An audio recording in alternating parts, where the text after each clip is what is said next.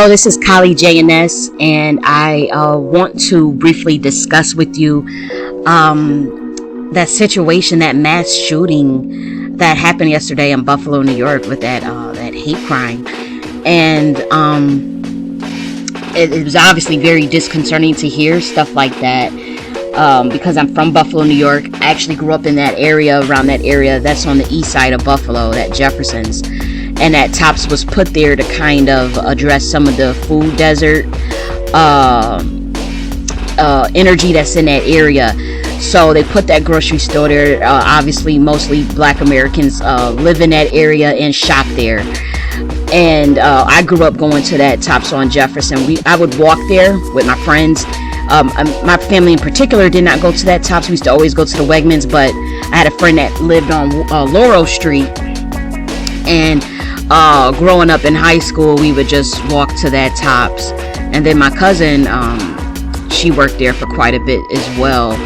So, you know, it's just like, wow, you know, it's just creepy, because all of my family members, they were calling me yesterday and they were like, you know, obviously they're okay, but the reason why they were calling me is because they live so close to the damn TOPS. You know, they live around the Jefferson area. Jefferson's a long street, you know, so you know, people were just like, oh, you know, I was planning on going to give me some hot dog buns out of that TOPS. I was gonna walk up there, and you know, thank God they did it. Now, one of my friends, her mother, she oftentimes she would go into that TOPS too. I remember, like, when I used to live with them when I was in graduate school, she used to drive over there, you know, and shop there for a bit, especially for the kids that were at her daycare, you know. So just seeing something like that was just wild yesterday. It was just like, that's very close to home, you know. My dad called me, my sister called me, my mom called me, my friends called me. It was just like, even though they weren't affected, you know, as far as being, you know, a victim, thank God, or even in the store at that time, you know, they're just like, whoa, you know. So obviously they walk up the street after the aftermath to see exactly what's going on, you know. And yeah, so that's just you know, very, you know, just heartbreaking for the Black Americans that live there, you know, because for the most part, people in that neighborhood, they work and they mind in their business. You know, you may have some riffraff, but for the most part, they were trying to clean up Jefferson. They're trying to clean up that whole area. And so the Black Americans themselves, there was a center, a library that got completely renovated, a beautiful library that was built from like the you know, from scratch. And it's a center, you have like computer labs and whatnot. A lot of the Black kids go there, you know. I've been in that library a couple of times as well. So it's just mind-boggling. And the crazy thing is, you know, and it's crazy because a lot of y'all don't know this, but me and Young Pharaoh, we grew up together. And I'll make the connection to this TOPS on Jefferson real quick. And he lived with my best friend and her mother. My best friend's mother raised them. And, you know, up until the high school, up until he went away and, you know, started doing his own thing in high school. You know, I remember walking up to that TOPS with him and my best friend. Obviously, we would walk up to the TOPS with together, you know, when we were younger and whatnot, and get stuff out of there or shit like that. So it was just like, it hits home because, you know, again, that area over there, the east side, like, we're all kind of, you pretty much, it's know one another. It was just kind of wild, like, to just seeing you know, something so close to home be impacted like that, with 10 people dead, you know, like 10 beautiful people, just innocent, just minding their business, shopping for the day, doing their grocery shopping, you know. That's just horrific, and my heart goes out to them. Like, one of my friend's mother, she said that she knew one of them ladies, one of the victims, you know, that had got shot up there, one of the elders. So that was disconcerting. As of now, I have not, you know, saw anyone like that I know personally that was impacted, but I do have, like, my friend's mother said that like I guess like the Miss Pearly, one of those ladies, she knew, you know, because that area is real small. You walk around, you're gonna know everyone, and some people are more active in the community than others, so you know their name. Like, so it's just overall, it's extremely disconcerting. And the people of Buffalo, Black Americans in Buffalo, tend to be a little more conscious, believe it or not, than blacks in maybe other cities. And I'm not saying that more, you know, I'm not saying that emphatically, because I don't have all the evidence, but just from just the cities that I've moved to, because I'm not in Buffalo anymore, I've noticed that the energy is different, because the stratification in terms of like the level of oppression between blacks in Buffalo and whites are so stark. It's not even, it's ridiculous. Like, you think in the South, you know, black people in the South will live better than the white people in Buffalo, and so that should tell you something. So when it comes to like even like in New York City, I lived in New York City for a bit. Yeah, there's stratification there too. You can clearly see the levels of the differences in the wealth gap. But in Buffalo, it is very stark. And it kind of, it was an industry city, you know. It was, you know, a lot of steel plants. General Mills were there at one point. A lot of GM and all those plants and stuff. Steel factory jobs. That's what it was. It was a working, you know, like one of them city that you work in or even go to school in. So my peoples, you know, they came from, you know, the South to Buffalo to work. A lot of the Black Americans that I talk to in Buffalo, they always mention that they come from down south, like North Carolina or Georgia, as far, or even in Alabama. Like, those are the places that when I would ask my friends, like, where did you, because, you know, we all come from the Great Migration. I would ask them, like, where did you come from, you know, and they would tell me, and I've just noticed the pattern of North Carolina, Georgia, and Alabama. So something to that, you know. But those people did not deserve that. What I will say is, we should not let this go. Like, we should not have cheap forgiveness. We should not be turning the other cheek.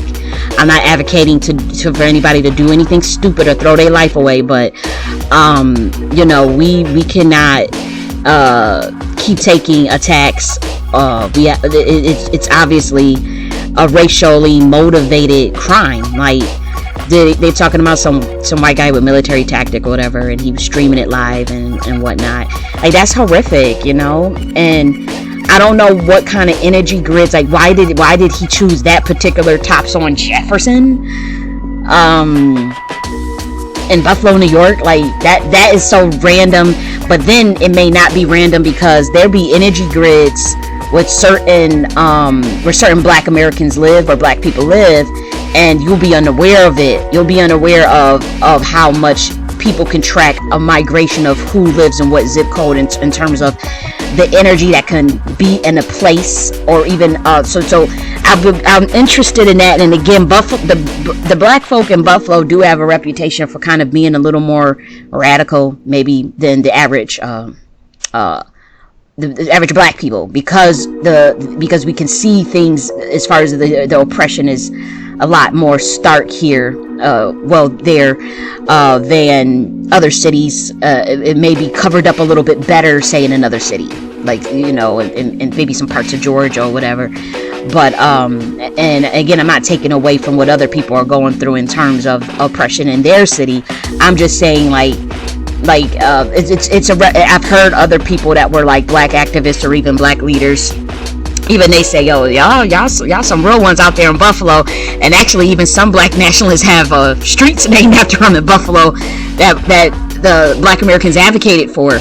So you know, when people come out here, you know, it's a good city, but it's a good city. It's not, you won't see it as a good city, perhaps, if you are Black American.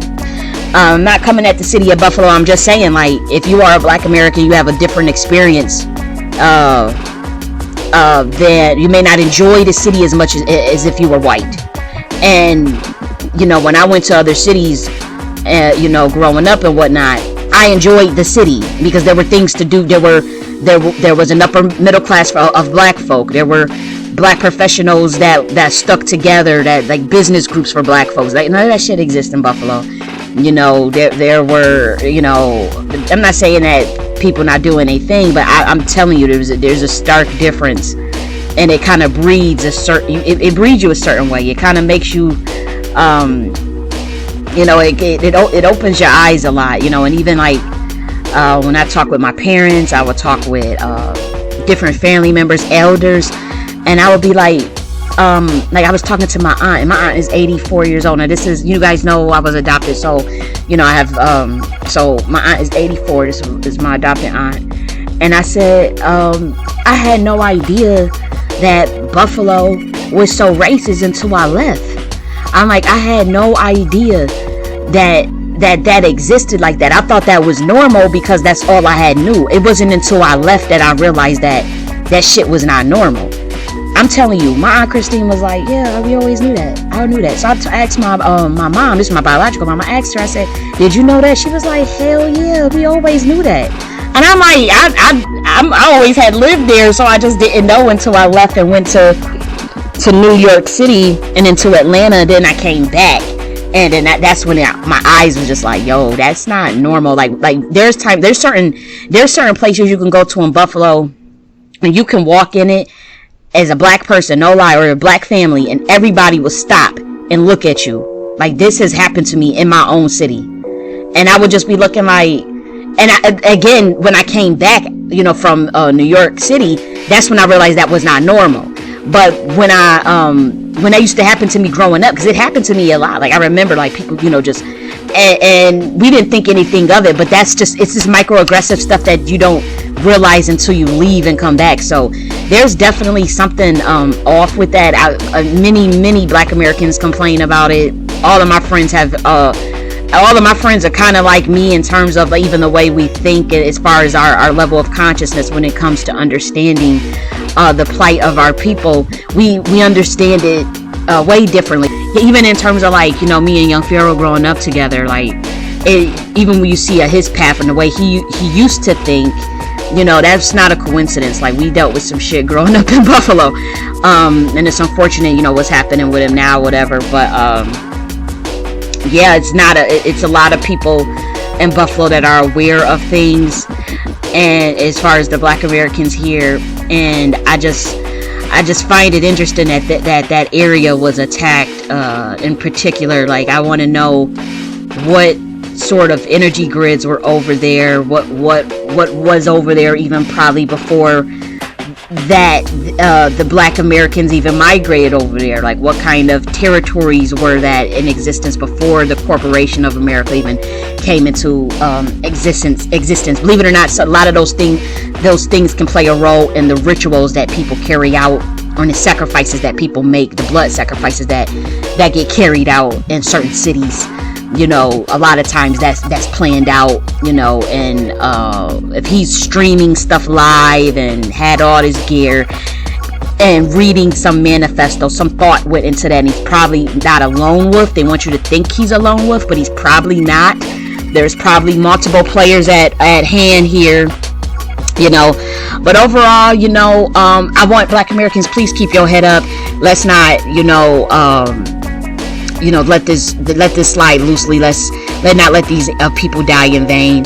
It's just so unfortunate, you know. And that's all I wanted to say. Like, you know, it's just, you know how you just have that heaviness when you hear something sad like that. You know, you just feel heavy. Like, my mom, her energy was so heavy yesterday, and then she was just like, you know what, I don't even want to think about this no more, because it's just making my heart hurt, you know. And you know, so she's like, let's just talk about something else a little more lighthearted. And we did, you know. But you know, it was kind of like a dampering thing, you know, the when you're talking with other people, and you could feel that heaviness. Like, damn, why, you know, that happens so close to home. Every single last one of my peoples that I know, we've been in that Jefferson's on that Tops on Jefferson. You know what I mean? Like, we've been in there. We've been in that area. I know that area like the back of my hand. We grew up in that area, and with me, it was a little longer walk. But again, my best friend lived over there, so I was over at her house every weekend. So go figure, you know. So This a bad vibe, you know, just horrific what they did to those people, those innocent black Americans. So, you know, I'll probably see how I can get involved, you know, and see you know, really what's going on, because I do have to say that it was a little too depressing to tap into yesterday. So I just have to kind of get my bearings energy wise to even find out like what, you know, all what really happened outside of what friends and family have told me. But yeah, I just wanted to cover that real quickly, and I'm gonna talk to y'all later.